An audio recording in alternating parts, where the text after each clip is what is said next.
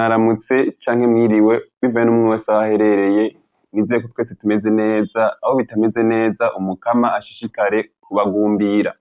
Uyu munsi tugira tubereke mu gihe umukobwa canke umugore ari mu gihe ciwe c'imihango, imihango ikaguma imubabaza, mbega yonwa ibinini vyahe, yofata ibinini ivyahe bishobora kumuvura neza, mbega n'ivyahe binini umuntu adakwiye kunwa mu gihe ariko arababara mu gihe c'imihango.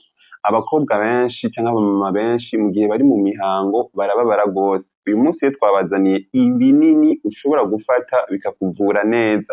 Nabazaniye n'ibinini utegerezwa kwirinda gufata kuko bice bikwongereza izindi ngorane.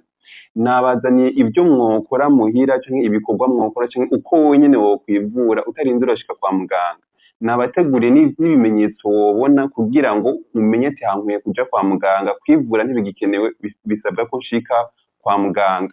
Kaze cane turabe ivyo vyigwa, urabe video yose gushika ku mpera, ufise umugenzi w'umukobwa canke w'umumama ugire partage kugira nawe abone bino bintu. Turabe rero mbega n'ivyahe binini ntegerezwa kunwa mu gihe ndiko ndababara mu gihe canje c'imihango. Rero ikinini ca mbere umuntu ategerezwa kunwa mu gihe c'imihango, mbega wovuga kubabara mu gihe c'imihango ho bisigura iki? Kubabara mu gihe c'imihango ni mu gihe uva amaraso kandi ukongera ukababara. Rero ubabara munsi y'umukondo gatoya canke ukababara mu mugongo, ukagira uburuhe bwinshi cane canke ukagira noze isesemwe canke ukagira vomissement. Nivyo bintu tuvuga ko uba ufise ingorane mu gihe cawe c'imihango, mu gihe ufise ivyo bimenyetso.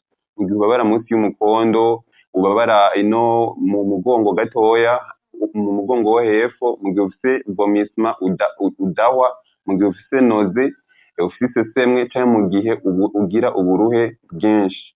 Rero umuti wa mbere wizewe canke ukora cane umuntu ategerezwa gufata mu gihe ababara mu gihe c'imihango, ni uyu muti bita ibuprofene. Ibuprofene nico kinini ciza cizewe gikora cane mu gihe umukobwa ariko arababara mu gihe ciwe c'imihango. Iyindi ni diclofenac. Diclofenac ariko ntihanuwe gose kuko mu gihe ufise ibintu vya asima, ufise izindi ngwara, ihava iza kugutera izindi ngwara. Iyo turaza kuyibona muri vya binini nababwira ko biba bibujijwe kubinwa, naho bivura ubwo bubabare ariko usanga bigutera izindi ngorane. Rero n'iki kinini bitwa diclofenac kiravura ububabare ariko uca usanga kiguteye izindi ngorane. Ikindi kinini kigira gatatu ni ni paracetamol. Paracetamol nayo nyene irakuvura, kandi paracetamol tuyikoresha mu gihe turiko tubabara ububabare butababaza gose. Mu gihe utababara gose, urababara ariko nturiko urababara gose, aho ukoresha paracetamol. Na paracetamol nyene turaza kuyibona iri muri vya binini bidahanuwe ko binwa mu gihe uri mu mihango bivanye nuko biciye guteza izindi ngorane. Ariko rero ivyo binini bitatu tubabwiye nivyo bikoreshwa gose mu gihe uriko urababara mu gihe cawe c'imihango. Ni ibuprofene niyo ya mbere, hagasubira diclofenac, hama paracetamol. Nivyo binini umukobwa canke umumama ategerezwa kunwa mu gihe ariko arababara mu gihe ciwe c'imihango. Mbega turabe ibinini bibujijwe navyo n'ivyaha. Ikinini ca mbere kibujijwe yaba uriko urababara canke utariko urababara ni iki kinini, ni umuti bitwa aspirine.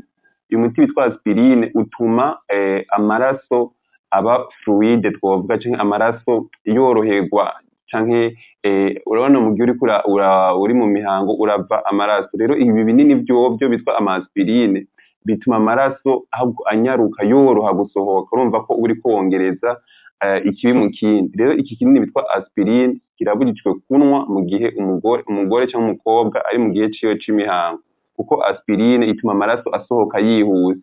Rero urumva ko kibujijwe gose. Ibindi binini rero bibujijwe ni ya diclofenac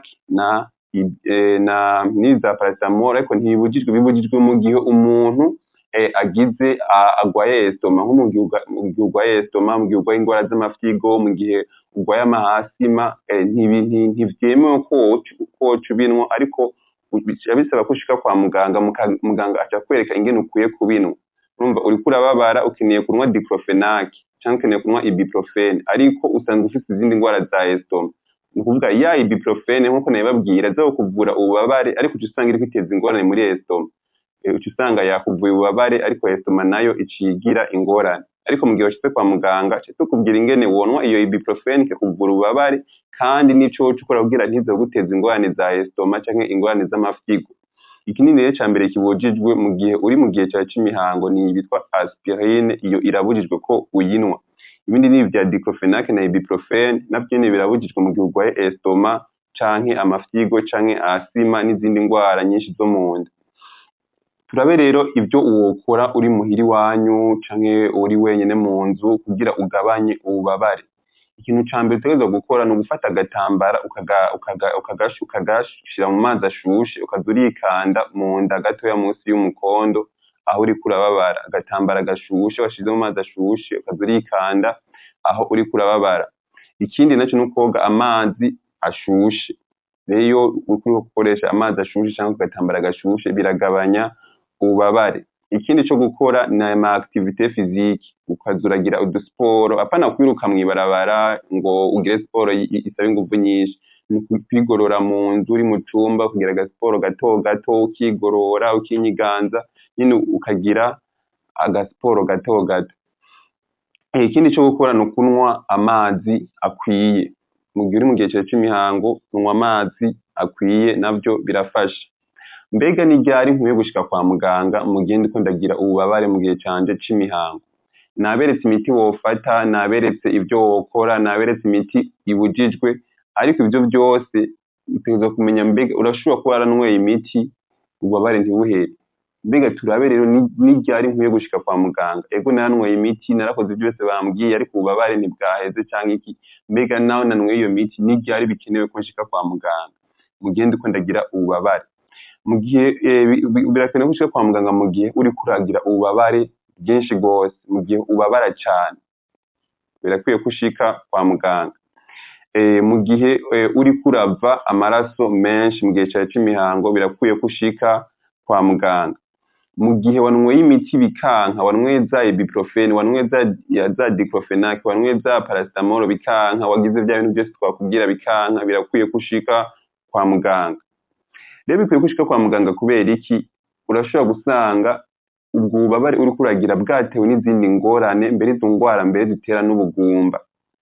Ubwo bubabare twumva mu gihe c'imihango, ubwo buruhe twumva, uko kumeneka umutwe, uko kugira vomissement, uko kugira amanoze, canke kubabara munsi y'umukondo, canke kubabara mu mugongo, ushobora gusanga vyatewe n'ingwara bitwa endometriose. Iyo nayo itera n'ubugumba. Rero mu gihe utagiye kwa muganga ngo bakurabire, ushobora kwibaza ngo uriko ubabara mu gihe cawe c'imihango, niko bisanzwe, abakobwa benshi niko tumeze, ariko ugasanga wabitewe na ya ngwara bita endometriose, mbere itera n'ubugumba. Iyo ngwara bitwa endometriose iza gufata muri ovaire canke twovuga mu ncamake muri uterus, igaca ituma ibihimba vyawe vyirondoka bidakora neza, uca usanga uranduriyemwo n'ubugumba. Hari n'igihe usanga ubwo bubabare uriko uragira wabutewe n'iyi ngwara bitwa fibrome. Fibrome ni ukuvuga ni mu gihe haje ikivyimba mu bihimba vyawe vyirondoka canke ikivyimba kuri uterus, ugasanga ku gitereko cawe hariko ikivyimba, usanga uriko uragira ububabare, uriko uragira ya manoze, uriko uragira ya mamodo tete, uriko uragira kubabara mu mugongo, ugaca wibaza ngo ni kubera uri mu gihe cawe c'imihango, ariko ugasanga wabitewe n'iyi ngwara bitwa fibrome uterine canke ikivyimba caje ku gitereko cawe. Rero birakwiye ko ushika kwa muganga mu gihe uriko uragira ububabare mu gihe cawe c'imihango, kuko ushobora gusanga vyatewe n'iyi endometriose canke vyatewe n'iyi fibrome.